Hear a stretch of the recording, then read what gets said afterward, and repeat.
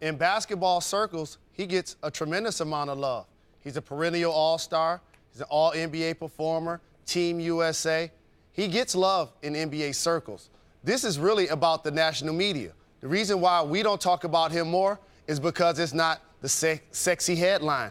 It's not Yankees. It's not Cowboys. It's not Lakers. We're the Cleveland Cavaliers basketball network here at ESPN because we follow everything that happens with one LeBron James. But if you're Anthony Davis and you want us to talk about you, put up 53, 18, and 5. You will lead this show like he's doing today. A terrific talent playing in the West where teams 3 through 10 are basically separated by 2 games. If he's able to continue to lift this team and they become a top 4 team in the Western Conference, not only will we be talking about him on every program, but he's going to get serious consideration for MVP, something that 2 months ago he was not even in the conversation playing alongside Boogie Cousins, who also took a lot of his shine. Think about it like this. Earlier in the season when I was on this program, we were talking about Boogie being better than AD.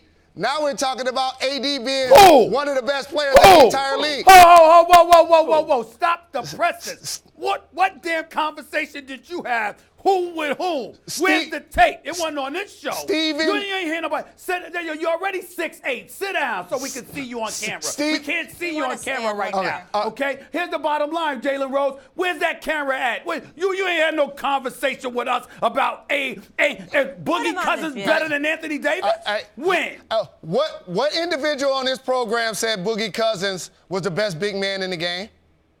Me. Okay. That's who. You! Hold on, no. Center. We were talking about the 5 position. We didn't call him a better big man. We didn't call him a better player than Anthony Davis. I didn't say we. That didn't happen, Jalen. I didn't. Hell no. Oh, hell no. We asked the question when DeMarcus Cousins first came to New Orleans. Max and I were on the air talking. We was like this. Wait, is he better than? Hell no, he ain't better than Anthony Davis. This is Anthony Davis. I got 3 curse words out of you. I got the tape.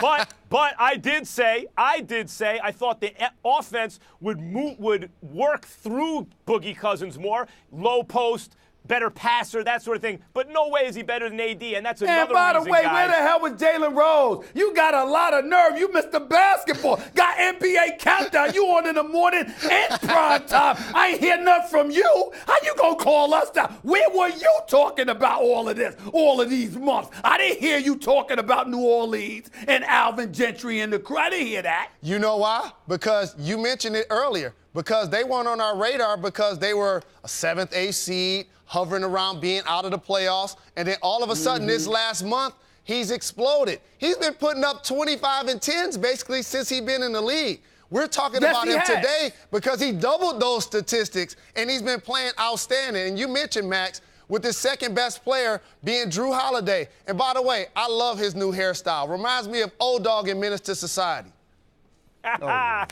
Guys, another thing that we've kind of skimmed over here with Anthony Davis, and it's another reason he doesn't get more credit, is so much of his value is wrapped up in his defense. Because offense is easy to understand and easy for people to kind of count and keep track of. James Harden immediately, he's the runaway MVP. Really? If you really talk about value, is his offense that much better than Anthony Davis's offense? That Anthony Davis's all-world defense doesn't give him the edge over Harden's defense? People they pay lip service to defense, but when push comes to shove, they don't really want to reward it. AD is not only a premier offensive player, he can defend the pick and roll by himself. He is otherworldly defensively.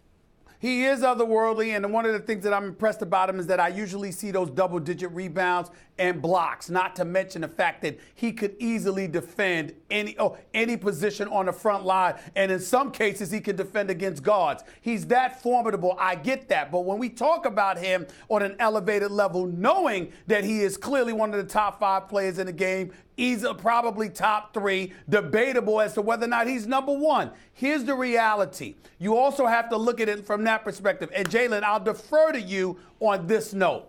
It's about the ability to make others better too. You can't stop Anthony Davis from getting his offensively. he can stop you from getting yours defensively, plus he can rebound to go along with the block shots.